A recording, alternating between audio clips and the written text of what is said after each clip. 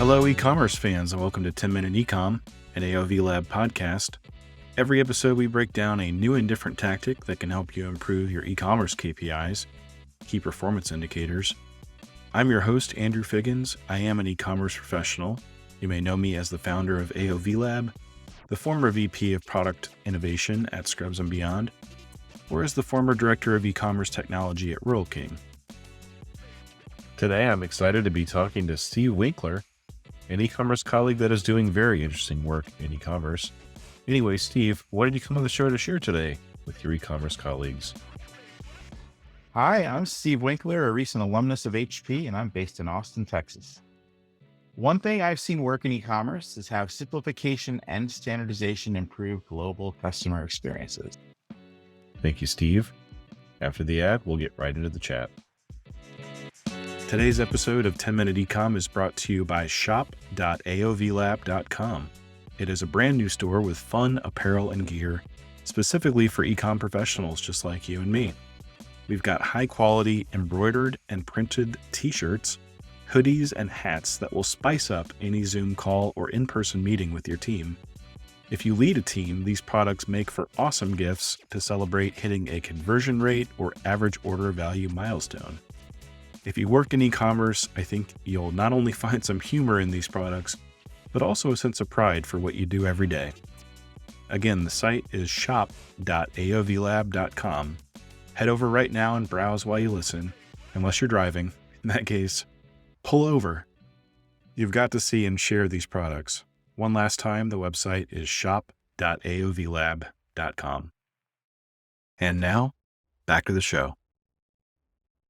Steve, welcome to the show. Thanks so much for being on 10-Minute Ecom today. Hi, Andrew. Yeah, thanks for having me on today.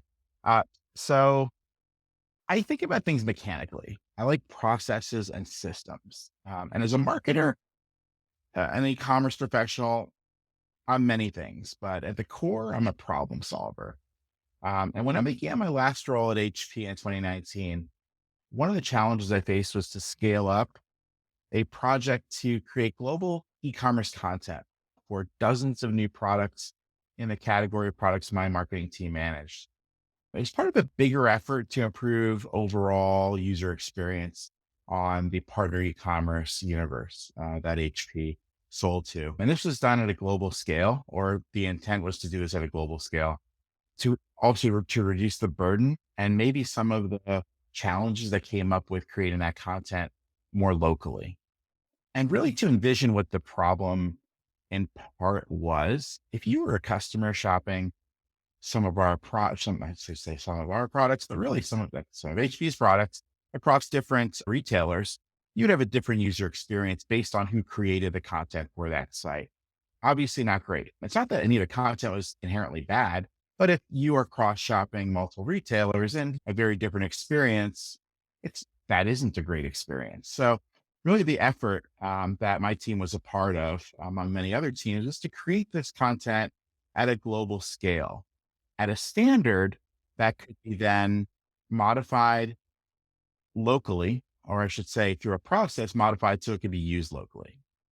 Now, when you say locally, Steve, are you meaning the specific language or dialect, or what about the localization piece came into play there? Yeah, no, and that's a great question. It's all of those things. So it's more than just translation, as we know. Transcreation is often a better term because at the end of the day, putting it through a translator, we've seen that in e-commerce where things come into English from other languages, and that's a bad user experience. So there are humans that work on that, and that happens below my team. So my team's role was to create content to a standard that made it easier for those groups to do their work. So example, if you think about an image carousel, if you have a image with text in it and you base that only on your knowledge of English and how many characters it would take to fill that space and create nice balance and a good design, that could create problems downstream in languages that could use many more characters than we do, or fewer characters. So part of this bigger global effort was working with the other teams that were analyzing those type of situations and coming up with the standards that we could create content. I see. And you mentioned different customer needs depending on the retailer as well. I'm just curious, and also putting yourself in the shoes of those customers and those different stores that they were coming into. How did you guys go about that? It sounds like you actually had some boots on the ground, so to speak, actually going into the stores. But how did you seek to really learn and identify what those customer needs were and how they were different in each place? Fortunately, when I began at HP in 2017, my first role was working directly with e-commerce partners.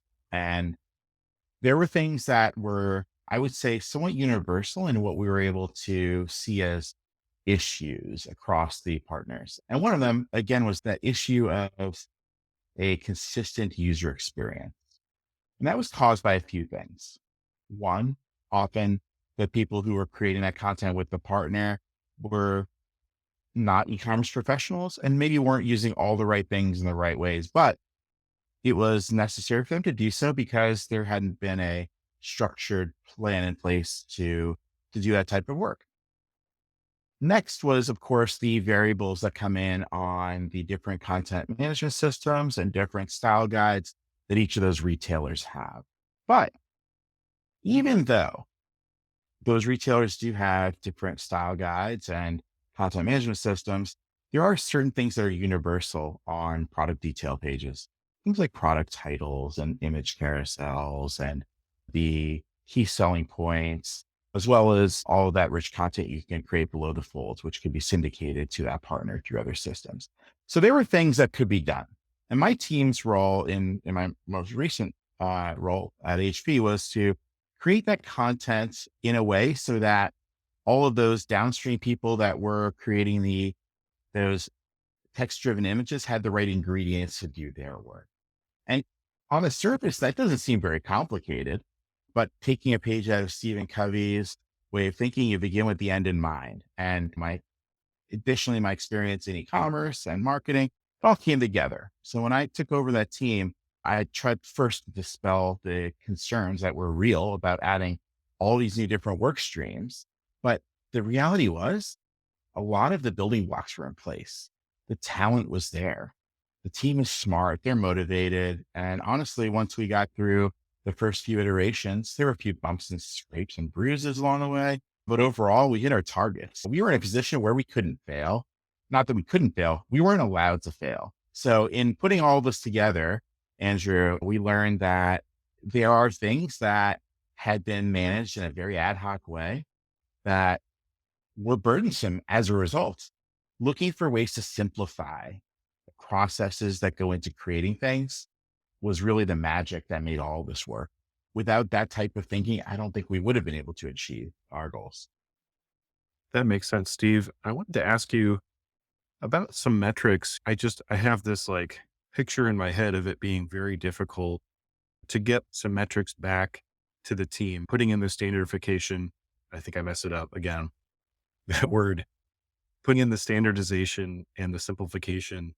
Did you have some specific metrics that you were looking at to say over time, we're seeing some improvements or we need to make some additional adjustments? What were some of the numbers that you all were concerned with and paying attention to?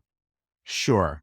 So at the end of the day, conversion rate is what drives everything, at least from the perspective and the viewpoint we had. So because we were a step removed, because we were the first order of content, we relied on those teams to be able to collect that information from both the internal side as well as from partner e-commerce data. So of course, if we were affecting conversion in a positive way, that was a major indicator that we were going in the right direction.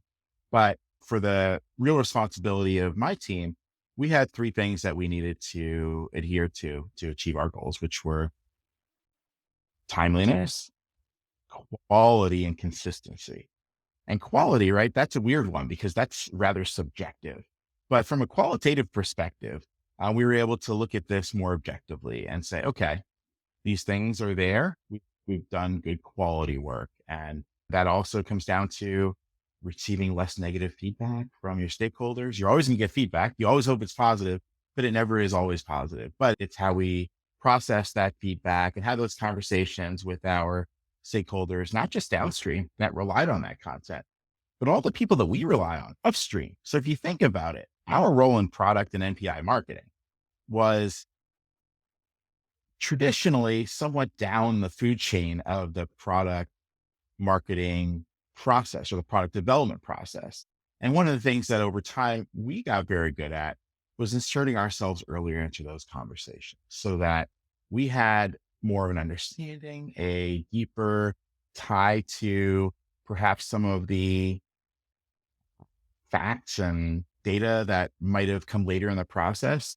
We were able to use both experience, intuition, and a little bit of luck to also just improve some of those timelines, which also made a big difference. So it really, as simple as it sounds, starting your work earlier, you can get it done earlier, um, is not necessarily the norm, right? So I think in this whole simplification process, we were always looking for ways to say, that might not be right. Or just because it's always been done that way, is that the best way of doing it?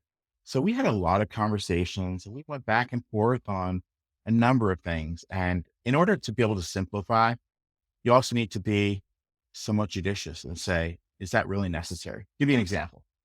I think about certain videos that we created. Um, we used agencies for them and they were wonderful at doing their work. But it was only when we said, by creating a new video each time where the net result is they're ultimately the same, doesn't seem very practical. Yet these are all CAD driven, they're animated, and they're all very similar. What are the common elements in doing things like that? Those are the different ways of thinking, right? Without spilling all the beans, that's really the kind of the thinking that went in behind it, right? What is unnecessarily complex and how can we simplify it? So coming back to that whole mechanical way of thinking, that's pretty much the story of my life. Well, I like how you put it. It sounds like you were able to come in and your team was able to ask that most important question, which is why? Why are we doing it this way? It's been done this way for a long time before, but that's something that has to be constantly recalibrated, right? And evaluated. And I think that's such a huge part of product marketing is that ability to not only look forward and be in the present, but also to look back at what was done before, but also realize that's not necessarily the way that has to carry forward. Were there some elements that you all decided to carry forward? Maybe some things that had been in place that really were working?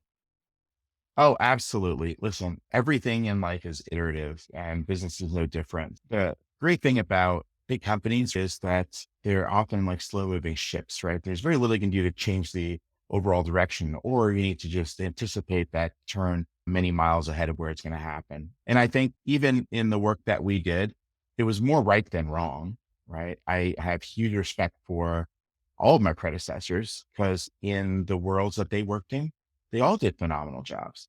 Some of the things that I think were beneficial to our work that were there already that we were able to, I would say, further enhance or maybe benefit more of our work from were the systems that already created standardization. Because at the end of the day, a lot of this relies on structured data. So those databases already existed.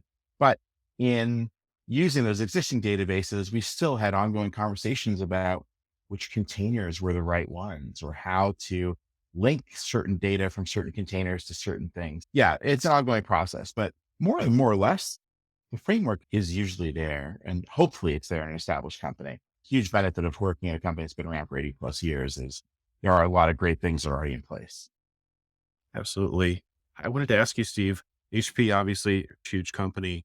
Do you think in your next role, are you looking for another big company or what's next, do you think, for you? Yeah, I keep an open mind. Obviously, it's an exciting time, new start of the year, and opportunities are everywhere. My passions have been in a number of different areas in commerce, in content. I've had my hand in brand and had the pleasure of being in a position to direct creatives.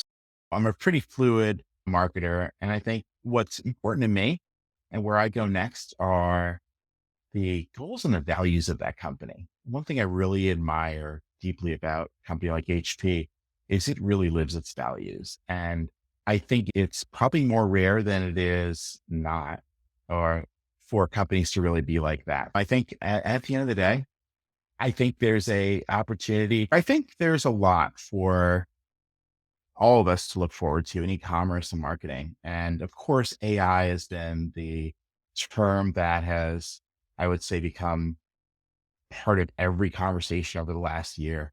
And I can tell you that just what I've experimented with in AI gives me a lot of hope and excitement that we're, we barely scratched the surface. In fact, what I think about when I think about the way we talk about e-commerce today, Andrew, is the way SEO was the buzzword 20 plus years ago. Everyone said SEO, but they didn't really understand it or mean it. And I think we're in that era now with AI, is that it's talked about. I don't think anybody really understands it. And I think for the people that even experiment lightly and figure out how to apply this to their roles, the world would be their oyster. And I think I can't tell you that I figured it all out, but in the little that I've had a opportunity to understand its capabilities and limitation, I'm excited. Excellent. I am too, Steve. It's amazing. I think just this week or recently heard that the GPT store was about to open up, and that's super exciting. That's like a brand new marketplace opening its doors for the first time. And I'm just curious to see what happens with that in the next 12 months. We may be looking at $1 billion marketplace here, just coming out of nowhere or seemingly coming out of nowhere, even though people have been working on AI for a while. I think there's a gold rush in a way happening again. And I've heard a story, and I don't know if this is true or not, but the people who did the best during the gold rush were not the miners or the mine owners, but the people who sold the tools. So I think if the smart folks like you and I can get in there and create the right AI tools to drive e-commerce, we'll be okay. Agreed. Yeah. I'm trying to think of a pithy thing to say to that, but I'm still struggling with it. Steve, I look forward to getting my pickaxe out and going west real soon in terms of Well, AI. awesome. And for me, I think the other thing I'd like to part with is, I am in a transitionary state. It was a wonderful time working for HP for 7 years, and I'm exploring new opportunities. So if you or any of your listeners could use an experienced marketer that has a deep passion for creating great experiences for the teams he leads and the customers he serves, I would love to speak with those folks. Absolutely, Steve. And we would be happy to connect you. I know in the past, a few folks that have listened to the episodes have reached out and said, "Hey, can I get an intro to Steve or Phil or Lori or so many people that have been on the shows?" We'll absolutely help make those connections. And best of luck going forward. I think it's a pleasure to talk to you today, and best of luck. Andrew, I hope this is the start of many. I look forward to talking to you again on and off the air. So thanks for having me and have a great day. Thanks, Steve. Well, we have hit that 10-minute mark times 2. So that's a wrap for today's episode. I want to again thank our guest, Steve Winkler. If you have a moment, be sure to subscribe, like, or follow the show on Apple Podcasts, Spotify, Amazon Music, Google Podcasts, or wherever it is that you listen. As mentioned earlier in the episode, please head on over to shop.aovlab.com, our brand new store that helps to support this podcast. It is launching with nearly 100 products, so plenty to choose from. Our top seller so far is a shirt that simply says Ecom on it. I wear it around my extended family, so I can point to it when my relatives ask me what I do. I hope you enjoyed this episode of the show. Until next time, this is Andrew Figgins signing off and saying, have a good one.